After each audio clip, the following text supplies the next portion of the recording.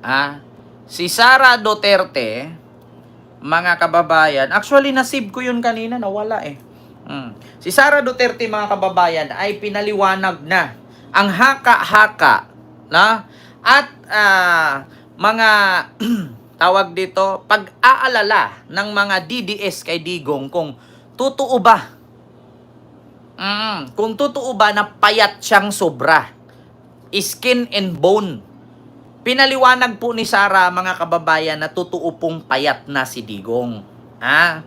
Ito babasahin ko lang, mga kababayan.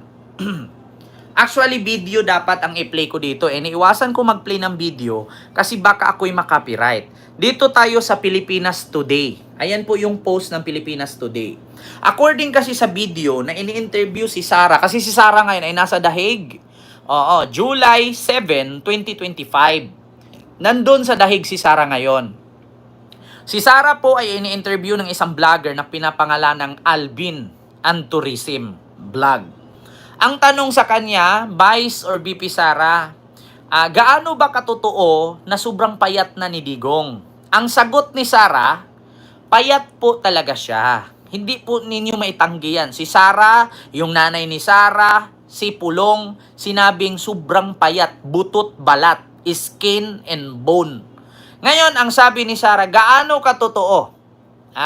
Ang sabi ni Sara doon kay Alvin, na vlogger na nandun sa The Hague. Kung ano daw kalaki ang braso ni Sara ngayon, 2 braso na ni Digong yung isang braso ni Sara. Mga kababayan, yung isang braso ni Sara, 2 braso na ni Digong. Ganun daw siguro kapayat si Digong nung kabataan pa niya.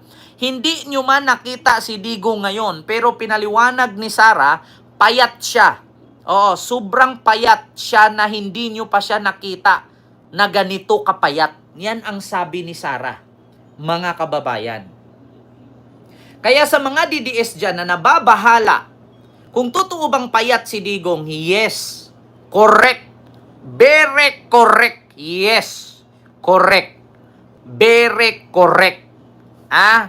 Ang sabi dito, basahin ko lang mga kababayan. Yung pagpayat niya ay hindi naman niya kagustuhan. Ibig sabihin, hindi gusto ni Digong ang pagkapayat, sabi ni Sara. Dito sa kanyang statement, doon sa live, sa vlog ni Alvin. Yung pagpayat niya ay hindi naman niya kagustuhan. Bakit? Stress Stress. Hindi niya matanggap sa sarili niya na yung ICC na yan, pag dumating, pagsisipain ko yan. Hindi niya nasipa. Nakulong siya. Kaya yung pagpayat niya, sabi ni Sara, hindi naman niya kagustuhan. Na-stress. Ayan ang sagot. Sunod. Dahil talaga yun sa appetite. Loss of appetite. Siguro sa mga pangyayari. Siguro sa mga pangyayari, hindi matanggap kasi si Digong kilala sa Pilipinas, matapang. Matapang. Pagdating doon, naging sisiw. Naging duwag. So, sabi niya, loss of appetite. Siguro sa mga pangyayari. Sa mga nangyayari, nakulong siya, hindi niya matanggap na napahiya siya sa mga kapwa niyang politician kasi mayabang nga. And of course, siguro kasi hindi traditional Filipino food. Alam niyo, sa totoo lang mga kababayan, kahit sabihin mong hindi traditional Filipino food, napaka-imposible naman na hindi siya tataba doon. Kung pizza-pizza lang, kape-kape lang, putang ina. Ngayon sabihin ninyo kung sanay sa hirap si Digong. Kung sanay ka sa hirap, tinapay, kape, okay na. Pero ngayon ayaw mong kumain kasi hindi traditional Filipino food. Ibig sabihin, sanay ka sa masasarap na pagkain at sa pangmayamang pagkain. Kasi kung sanay ka sa hirap, kahit buhangin yan, kakainin mo. Wala kang aatrasan. Bakit ka mag-inarte kasi hindi Filipino food? Hindi ka sanay sa mahirap. Sanay ka sa mamahaling pagkain. Kaya nga, niluloko lang kayo yung bahay niyang green. Hindi totoo yan. Props lang yan. Kaya hindi siya sanay sa mga pagkaing pang mahirap. Bakit? Doon kasi pasta-pasta, spaghetti, pizza, yeah, oh. Kung sanay ka sa pagkaing mahirap, kapag pagkainin ka ng mga ganyan, tatanggi ka pa ba? Budol talaga. Kasi siguro hindi traditional Filipino food. Yung traditional Filipino food na nakasanayan niya. Hindi yun ang mayroon dito para sa kanya. Paliwanag ni Vice President Sara Duterte tungkol sa kapansin-pansin umanong pagbaba ng timbang ng amang si dating Pangulong Duterte. But, para sa akin lang ha, he looks good na payat siya kaysa yung malaki ang tiyan. Parang unhealthy tignan. Alam nyo ulitin ko He looks good na payat siya kaysa yung malaki ang tiyan. Parang unhealthy tignan. So ibig sabihin payat malaki ang tiyan, malnourished. Kung sa bata malaki ang tiyan, payat ang braso, binulate. Malnourished yan. Looks good na payat siya kaysa yung malaki ang tiyan. Ano yung binulate? Parang unhealthy tignan. I like him this way. Medyo slim. Dagdag ni Vice President.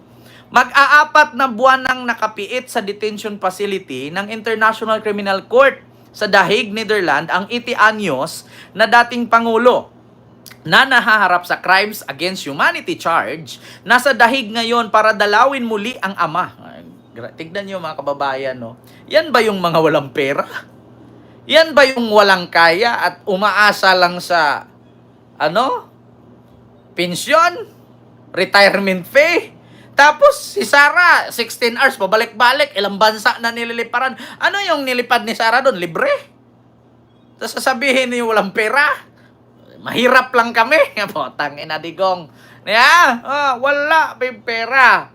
Umasa lang ako sa retirement pay. Mahal ang pamasahe sa eroplano. Samantalang si Sara naikot na yung buong mundo. Dalawin muli ang ama. Sinabi ni BP Sara manatili muna siya roon hanggang Hulyo 23. Kung saan ang common law wife naman ng ama na si Hanilet Abansinia ang kapalit sa kanya sa pagdalaw dito. Pagbalik sa Pilipinas, agad ding bibiyahe ang Vice Presidente papuntang South Korea. Putang ina. Korea na naman. Para bisitahin umano roon ang mga Filipino community. Alam mo, Sara, yung ginagawa ni Sara, no? Advance pangangampanya. Hindi to walang kinalaman to sa Pilipinas, itong pagpunta-punta niya doon at ng Filipino community. Kasi kung tatanungin mo, ito bang trip ni Sara para bisitahin niya ang mga Filipino community sa iba't ibang bansa? Ito ba ay may kinalaman sa panggobyernong trabaho? Kasi kung ito'y may kinalaman sa panggobyernong trabaho, gumamit siya ng pera ng gobyerno. Pero kung personal trip niya ito, sariling pera niya, so sa madaling salita, nangangampanya siya. Anong gagawin niya doon? Hindi po nakakatulong sa Pilipinas yung makikipagkita ka sa mga DDS sa iba't ibang bansa. At hindi po trabaho ng Vice President yan. Ni minsan, si Vice President Leni Robredo noon, hindi naman po natin nakita na every sa isang buwan, 4 na beses kang lumilipad. 2 beses kang lumilipad sa iba't ibang bansa. Di ba? Biruin ninyo Pagkatapos daw niya umalis sa The Hague kapalit kay Hanilet, pupunta daw siya ng South Korea para bisitahin umano roon ang Filipino community na una na niyang ginawa sa Malaysia, Australia, nakalipas na mga buwan. Kasi tatanungin ko kayo mga kababayan, ito bang pagbisita ni Sara sa mga Pilipino doon, isa na ang Malaysia, Australia, at itong sunod na South Korea, ay para ba to sa bansa? Part ba to ng kanyang trabaho? Kasi kung tatanungin ko kayo, ilang araw lang ang pinasok ni Sara bilang Vice President. Kasi kung government employee ka, dapat every month, papasok ka kahit 2 linggo, 3 linggo man lang. Pero napapansin ko, every week wala. Di ba? Pagkakaalam ko, pag government employee ka, 100 something days lang ang pwede mong absinan Di ba? Sa totoo lang mga kababayan, meron din po akong tiyahin na teacher. government employee po siya. Oh, teacher po siya. Alam nyo, hindi ko lang sure kung ang pareho ng leave at absent ng teacher ay same sa mga politician. Correct me if I'm wrong ha. Sino po yung mga nakakaalam na mayroong alam sa politics na ilang buwan lang ang pwede nilang gamiting absent? Kasi sa teacher kasi, meron kang 100 plus days na pwede mong gamitin ng leave at absent. Pero hindi po sunod-sunod ha. Mga kababayan, hindi po sunod-sunod. Mama Ritis Mosni, mega love shoutout po. Kaya sa totoo lang mga kababayan, kung bilangin mo yung araw na pinasok ni Sara, pagka Vice President sa Pilipinas, hindi na nga yata abot 1 linggo lang ang pasok. Kasi ngayong buwan na sa dahig, ilang araw siya doon hanggang 23 mula 7. Tapos pagdating niya sa 23, lilipad na naman siya ng Australia. Ilang araw lang ang pinasok niya sa opisina niya sa Mandaluyong.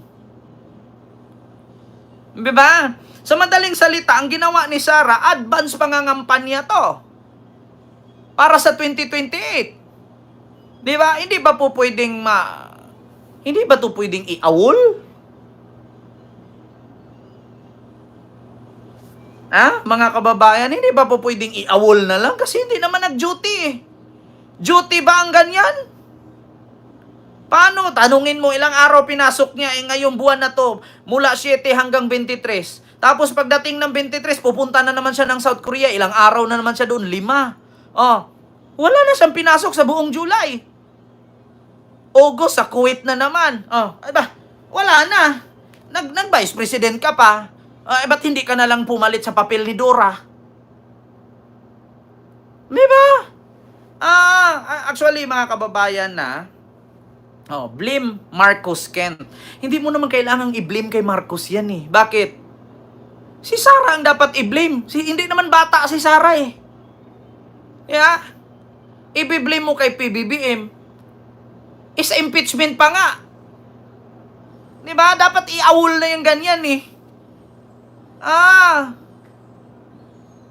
Dapat pinalitan mo na lang si Dora the Explorer. Dapat Sara the Explorer ka na lang.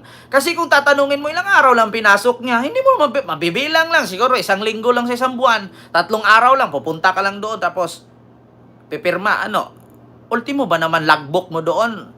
Yung attendance mo doon sa opisina mo? Iba ang gumagalaw. Diba?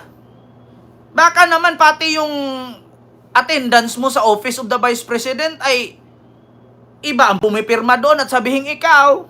Kasi kung tutuusin, kung bibilangin mo yung araw kung saan ka napunta, kita ng tao yan. Lagi kang na social media. Laging nakikita yan. At nakadetalye yan sa bawat vlog. Kung sino yung mga nagbablog dyan at mga nakapost sa social media. Kaya, Diyos ko, alam nyo, ito mga kababayan, not only for Vice President Sara pero ito sa mga politician po, sana lang, wag masyadong magpapakapal ng mukha, no? Wag nyo pong tularan si Sara sa mga susunod po. Iwasan nyo po yung maging ganyan. Wag nyo pong gayahin, nakakahiya po. Kung kayo, makapal ang mukha nyo, pwede nyo naman siyang gayahin. Wala namang nagbawal. Di ba? Kasi kung tatanungin natin kung ilang araw present niya sa 1 buwan, marami na yung 1 week. Di ba? Na. Akala ko si Dora lang ay cartoons. Meron pala totoong buhay. Sara. At ito nga, sabi ni Sara, nasa dahig ngayon. Doble daw ang pinayat ng tatay niya. Yung braso ni Sara, 2 braso na ni Digong, yung 1 braso niya. Hindi po Vice President ang tawag po sa kanya. Kasi kung ganito, nagtutour-tour siya sa iba't ibang bansa, dapat ginawa na lang siyang tour guide. Dapat ginawa na lang siyang ambassador. Di ba? Flight ambassador. Abuso na tong tawag sa ganito, mga kababayan. Kasi kung sabihin niya personal trip niya yun, pera niya yun. Tapos sabihin niya, kahit naman hindi ako papasok, edi wag niyo ko sahuran. Di ba? Ito unfair sa totoo lang, mga kababayan. Bakit? Kapag tayo nagtrabaho, example ko sa inyo, ngayon try nyo mag-apply sa City Hall. Mag-apply kayo sa City Hall, tapos absent nyo, gayahin nyo si Sara. Mag-apply kayo sa City Hall. Tapos, Mag-absent kayo, papasok ka ngayon, bukas hindi, pasok ngayon, bukas hindi, pasok ngayon, bukas hindi. Tapos sabihin ninyo, bakit si Vice President Sara, ganyan ang ginagawa, hindi nyo inawol? Bakit ako, na pasok ngayon, bukas hindi, pasok ngayon, bukas hindi, iaawol ninyo? Diba? Dapat ganyan. I-try nyo kaya yan. Mga Pilipinong nagtrabaho sa gobyerno ngayon, sa government. Absent pasok, absent pasok. Kapag inawol kayo ng nakakataas sa inyo, sabihin ninyo, bakit yung Vice President natin hindi pumapasok, hindi nyo inawol? Di ba may batas tayo? Mga kababayan, di ba may batas tayo sa Pilipinas na kapag 1, 2, 3 araw absent ka na walang paalam, di ba iaawol ka? Totoo naman talaga. Pulis nga eh. 1 linggo hindi ka magpaalam, absent ka nang walang kang paalam, wala kang promissory note, wala kang letters. Di ba inaawol ka? Ba't hindi ito inaawol? Napaka-unfair naman. Kaya nga minsan, yung ating mga empleyado sa gobyerno, lumalaki ang ulo. Bakit? Imbis na si Sara ang kanilang model, si Sara pa ang gumawa ng karumal-dumal. Kaya nga sabi ni Atty. Claire Castro, dapat tayo, mga empleyadong, mga high-ranking official, dapat be responsible tayo. Sa bawat bagay na ating gagawin, kasi nga may mga under sa atin, baka gayahin. Diba? Highest ranking official, pangalawa ka sa pinaka mataas na posisyon sa Pilipinas, tapos nagtuturtor ka lang? Tapos pagbilangin mo yung araw na pinasok mo, hindi nga abot 5 araw sa isang buwan? Diba? Try nyo magtrabaho kay police or security guard or sundalo, absent ka 1 linggo, wala kang paalam. Or 1 buwan, 1 linggo ka lang papasok kung hindi ka iawol. Diba? Ganun yon. Dito tayo sunod, mga kababayan. Alam nyo, sa totoo lang, minsan sumasakit na din yung ulo ko mag-isip eh. Sabi ko nga minsan, bakit ko pinoproblema ang problema ni Sara? Siya nga, hindi, yung gobyerno nga natin, hindi na problema sa kanya. Pero minsan na, mga kababayan, yun din sanang nasa gobyerno. Kung nanood man ngayon si PBBM, aksyonan mo naman yan. Kasi, kaya ka nga sinasabihan ng mga DDS na weak leader ka eh. Kasi parang wala ka rin nakikita kay Sara. Alam namin na mabait ka. Diba? Pero ngayon, parang sobrang abuso na yan. Diba? Hindi porket ganyan PBBM ay may friend kayo ni Sara. Akala ko ba, walang sisinuhin. Pamilya ka man o ano ka man. Diba? Administrasyon. Pag si Eden Santos dyan na reporter dyan sa Malacanang, natatanggal ninyo. Kapag si Sara, wala kayong aksyon. Parang kakaiba naman yan. Di ba? Pag si Eden Santos, lumabag, tinanggal ninyo. Pag si Sara, sa 1 buwan, di ba? Halos wala nga 1 linggo yung pasok, hinahayaan nyo lang. Di ba? Pag si Eden Santos, ura-urada, may sulat-sulat pa kayong nalalaman, tanggalin kasi lumabag sa protocol. Si Sara, times 10 ang nilabag na protocol, ba't wala kayong aksyon? Wala ba kayong kakayahan or may immunity din si Sara? Ano to, palakasan? Hindi ako bumira kay PBBM ha, nagtatanong lang po. Kapag si Sara lumabag sa protocol, okay lang. Kapag si Eden Santos lumabag sa protocol, tinanggal ninyo. Ako hindi ko kinakampihan si Eden Santos but I am telling the truth. Di ba? Ano to? Pag ordinaryong tao, walang posisyon sa gobyerno, tanggal, awol.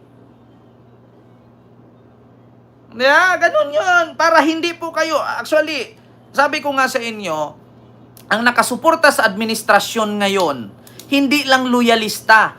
May kakamping, may dilawan. Huwag niyo pong antayin na mismong kakamping at dilawan magsalita din laban sa inyo. Ngayon kasi, PBBM at PBBM administration, ang tao kasi sumasaludo sa inyo. Alam niyo kung bakit ang lakas ng loob ko na sumuporta sa inyo? Kasi nakita ko na may mga edukadong sumuporta sa inyo. Isa na dyan yung kakamping, dilawan at mga loyalista, mga edukado yan. Hindi yan DDS na mga bubo. Tinitingala ka ngayon ng mga taong educated, PBBM. Pero kung laging ganyan, may mga utak din po ang mga nanonood sa inyo at mga nakasuporta sa inyo. Bakit kapag ordinaryong tao katulad kay Eden Santos na lumabag sa protokol sa Malacanang, pinapatanggal ninyo? Pero pag si Sara Duterte na sa isang buwan, di ko alam kung isang linggo, hindi nga abot isang linggo ang duty, lipad lang dito, lipad doon, ba't hindi nyo inaawol? Diba? Ganun yun. Nako, mga kababayan, wag sanang humantong na mismong ibang tao, PBBM, ang magtanong yan. Kaya nga sabi ko sa inyo, sa bagay, si pinsan nga, hindi mo masaway. Si pinsan nga, di mo masaway. Hindi na rin ako magtaka. So yun na, mga kababayan, ito po yung sunod natin. Ito, matatawa kayo dito, mga kababayan. Ano nga ba ito, Kent? Yung sunod